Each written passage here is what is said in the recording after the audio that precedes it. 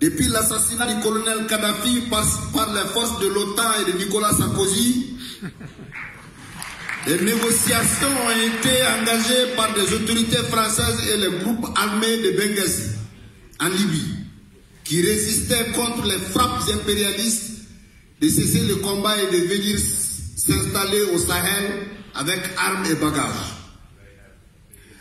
Dès ce jour, les pays du Sahel sont pris au piège par un complot français visant à donner l'indépendance à une partie du Mali au groupe indépendantiste.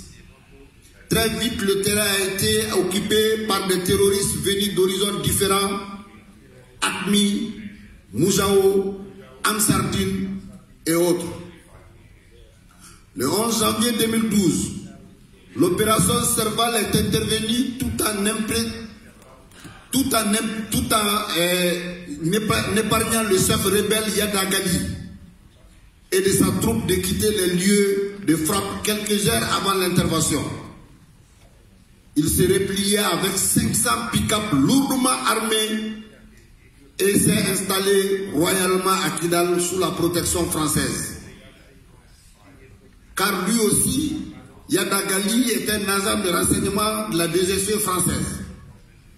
Depuis ce jour jusqu'à aujourd'hui, Kidal nous échappe. On ne peut plus aller à Kidal. À qui la faute? À qui la faute? Elle profite aux autorités françaises et à l'OTAN qui ont un agenda, lequel?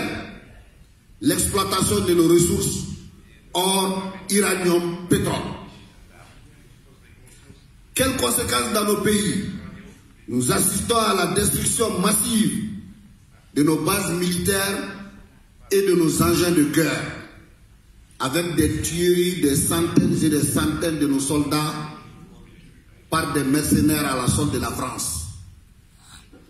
Les massacres de nos populations et la destruction totale des villages Péléo-Dogon ne sont autres que la marque des mercenaires à la solde de la France. Les attaques ciblées dans nos écoles, au Burkina Faso, au Niger, au Mali, plus de 3000 écoles fermées, plus de 3 500 000 enfants du primaire et secondaire sont privés d'éducation. Elles visent à semer la psychose et le chaos. Quelle est la stratégie adoptée par la France? En Afrique, les rivalités entre les puissances impérialistes visent l'exploitation des peuples et des richesses du continent. Cela se manifeste ces derniers temps par le renforcement de la présence économique et militaire de la superpuissance américaine et l'arrivée de nouveaux concurrents, parce que l'Afrique est devenue l'Eldorado, notamment les pays émergents, la Chine, l'Inde, le Brésil, la Turquie, etc. La multiplication des sommets France-Afrique, Chine-Afrique, Japon-Afrique, Russie-Afrique, etc. sont des cadres de montage de toutes les stratégies d'un autre dépiéçage de l'Afrique en de nouvelles zones d'exploitation et de pillage dans un environnement construit et entretenu de guerre, de conflits et de terrorisme. Par ailleurs, la visite d'inspection du président français dans le précaré ouest africain du 27 au 29 novembre 2017 en adressant à l'Afrique un message dont la teneur est résumée dans l'Afrique n'est pas seulement le continent de crise, c'est un continent d'avenir, nous ne pouvons pas les laisser seuls. Eh bien, vous allez les laisser seuls.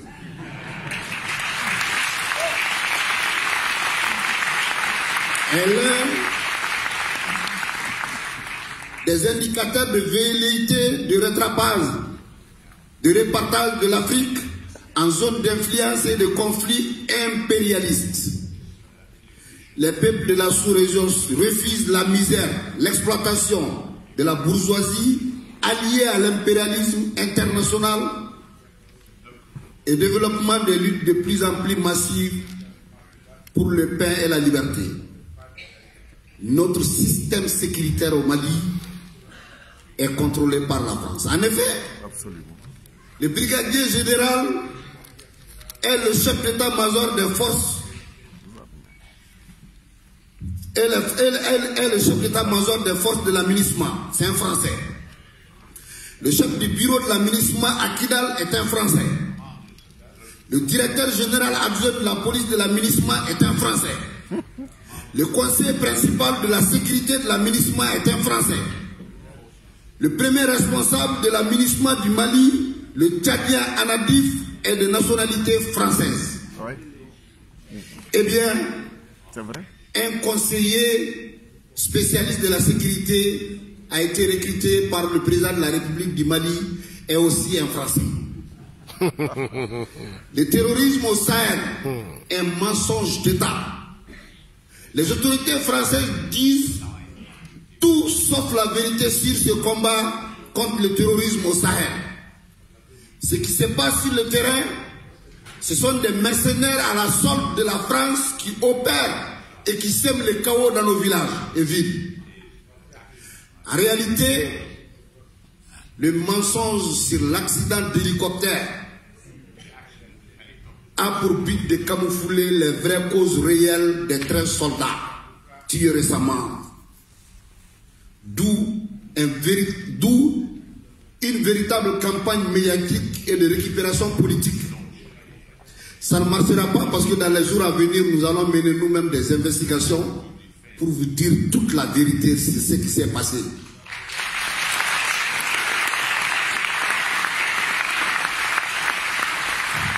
Qu'est-ce que nous demandons? Qu'est-ce que nous exigeons à la France est le départ pur et simple de ces troupes sur nos sols burkinabés, nigériens et maliens. Et la Côte d'Ivoire aussi. La Côte d'Ivoire. Oui. Et au Sénégal. Oui. Nos peuples sont déterminés à plus que jamais à mener ce combat pour faire partir les forces d'occupation étrangères de gré ou de force. Nous avons tout compris, car le système de médias mensonges a pour but d'imposer de la recolonisation de l'Afrique de l'Ouest à partir du Mali. Ça ne marchera pas. Il y a un sentiment anti-français au Mali, au Burkina, au Niger, mais seulement la volonté manifeste de dire aux autorités françaises que ça suffit, et vraiment ça suffit. Nous sommes respectueux et reconnaissants à la France et au peuple français. Mais nous tenons à notre dignité et à notre honneur. Ça suffit, trop c'est trop, partez, partez et partez.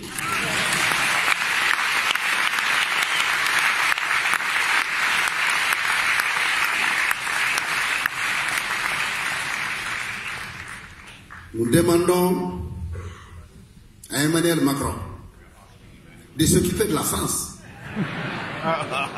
et de faire face aux vraies préoccupations des Français et Françaises d'arrêter son jeu avec l'Afrique. Nous encourageons les Gilets jaunes.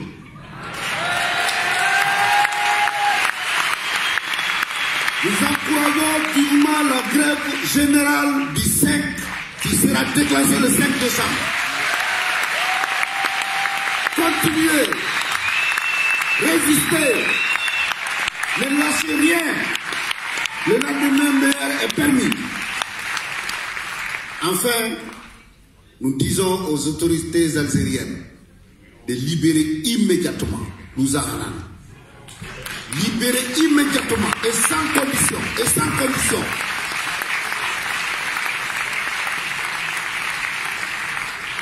Nous avons allé également ce qui se passe au Venezuela avec le président Maduro, où les impérialistes veulent le faire partir coûte que coûte. Nous saluons la résistance du peuple brésilien et de toutes les forces qui ont soutenu la libération provisoire, je dirais, du camarade Lula.